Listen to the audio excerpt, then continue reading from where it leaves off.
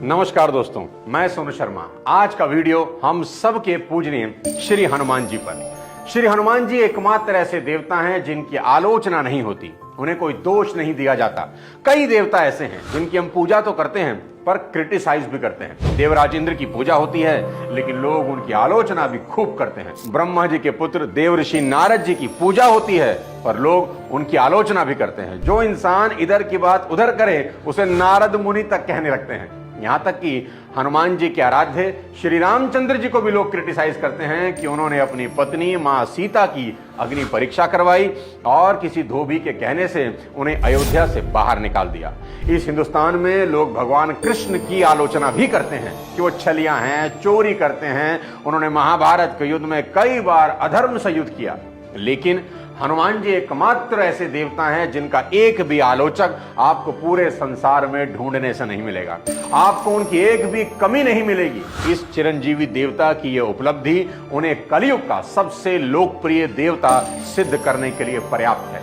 उनके लिए एक ही बात कह सकते हैं कि नहीं लगा सकता इनके कद का कोई अंदाजा, एक आसमान है फिर भी सर झुकाकर खड़ा है। इस वीडियो में श्री हनुमान जी के जीवन से ऐसी 3 बातें सीखेंगे जिनको अपनी लाइफ में अप्लाई करके आप बेहद कामयाब और पूजनीय बन सकते हैं। इसलिए इस वीडियो को लास्ट तक देखिए, न जाने कौन सी बात आपकी जिंदगी बदल दे।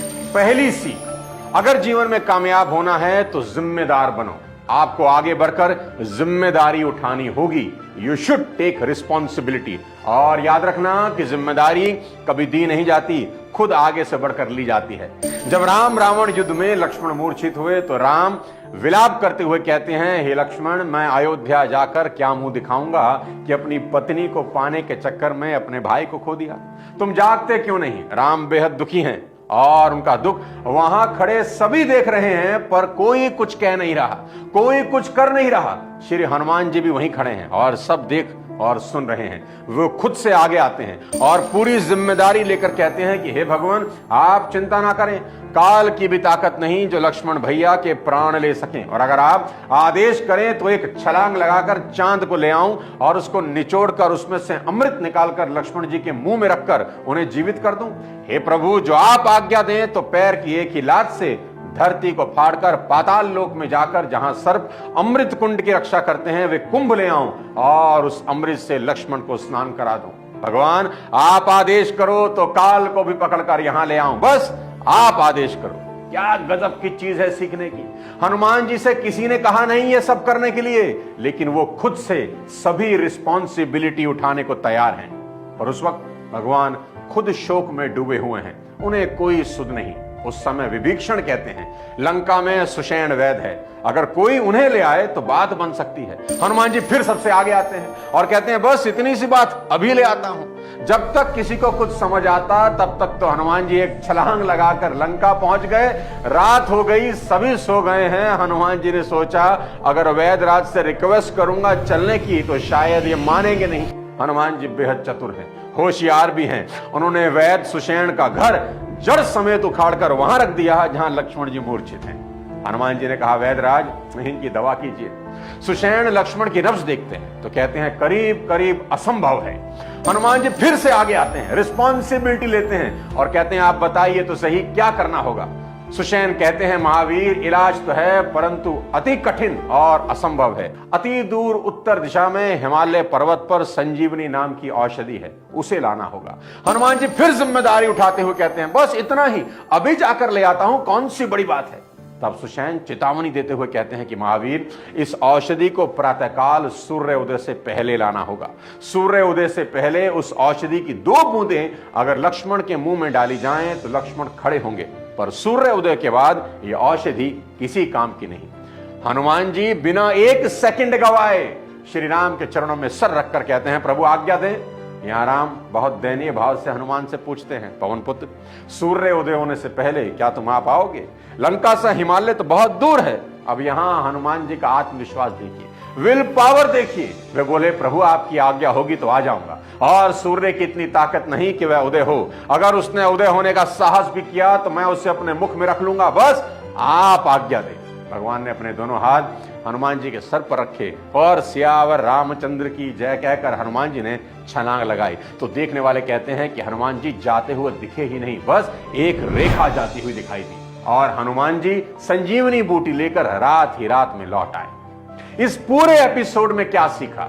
रिस्पॉन्सिबिलिटी लेना, हर काम में आगे बढ़कर कहना कि मैं करूंगा चाहे काम कितना ही मुश्किल क्यों ना हो। और याद रखना, रिस्पॉन्सिबिलिटी कभी नहीं दी जाती, बस ली जाती है। सिर्फ यही एक सूत्र पूरी जिंदगी बदलने के लिए काफी है।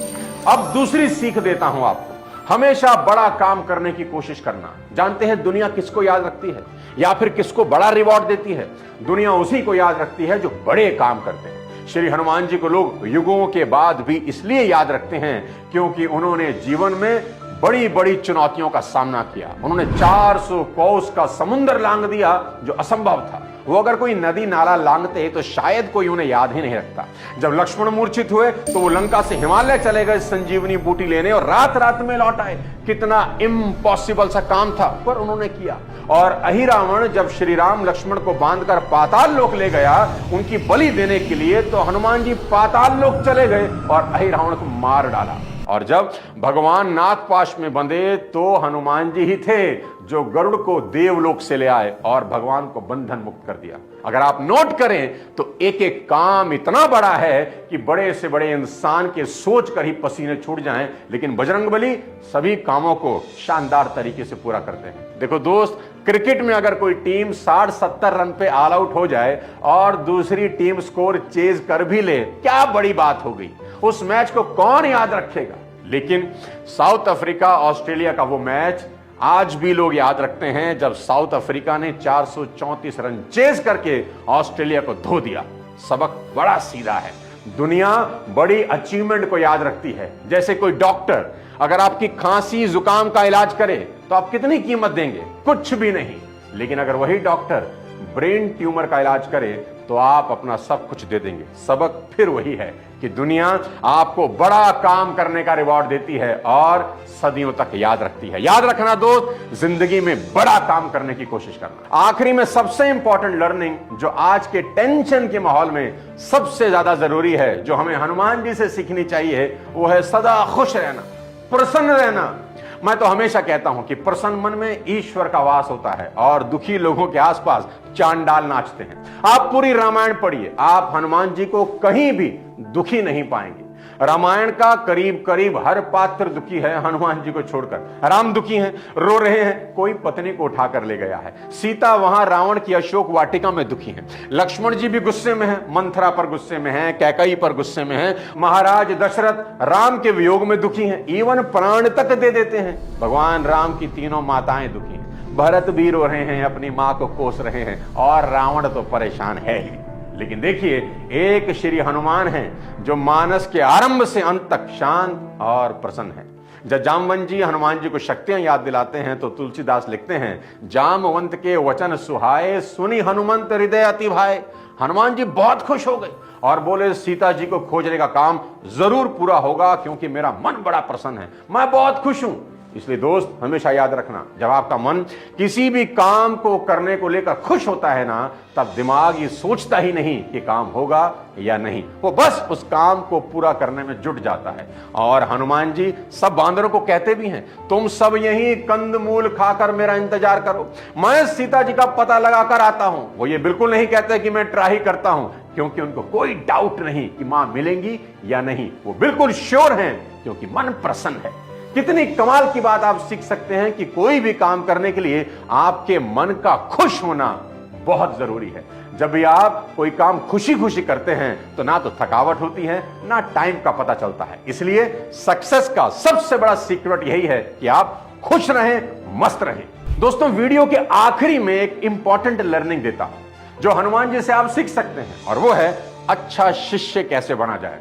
देखो दोस्त, शिष्य तो रावण भी था शंकर भगवान का, उससे बड़ा तो कोई शिष्य भगवान शंकर का हुआ ही नहीं। उसने अपने 10 सर काटकर महादेव को चढ़ा दिए, फिर भी कुल समेत मारा गया। क्या फर्क है रावण और हनुमान जी के बीच? मैं बताता हूं। रावण को अपनी ताकत का घमंड है, हनुमान जी को अपनी ताकत का एहसास तो है पर घमंड बिल्कुल भी नहीं। रावण को ऐसा लगता है कि शंकर जी का अस्तित्व मेरी ही वजह से है और श्री हनुमान जी को लगता है कि मेरा अस्तित्व श्री राम की वजह से है। दोनों की सोच के हिसाब से ही दोनों को परिणाम मिले, एक कुल समेत मारा गया और एक अमर हो गए। पूजा तो दोनों ही करते थे अपनी गुरु की, इसलिए कहता हूं कि शिष्य बनना तो हनुमान जी जैसा बनना, रावण जैसा नहीं। साथियों, वीडियो अगर पसंद आया हो तो चैनल को सब्सक्राइब कर दें और वीडियो को सभी हनुमान भक्तों को भेज दीजिए और कमेंट में बताना कि कौन सी सीख सबसे अच्छी लगी। यह भी बताना कि किस टॉपिक पर आप अगला वीडियो देखना चाहते हैं। अगले किसी और वीडियो के साथ फिर जल्दी मिलता हूं, तब तक अपने स्वास्थ्य का ध्यान रखिए। जय श्री राम।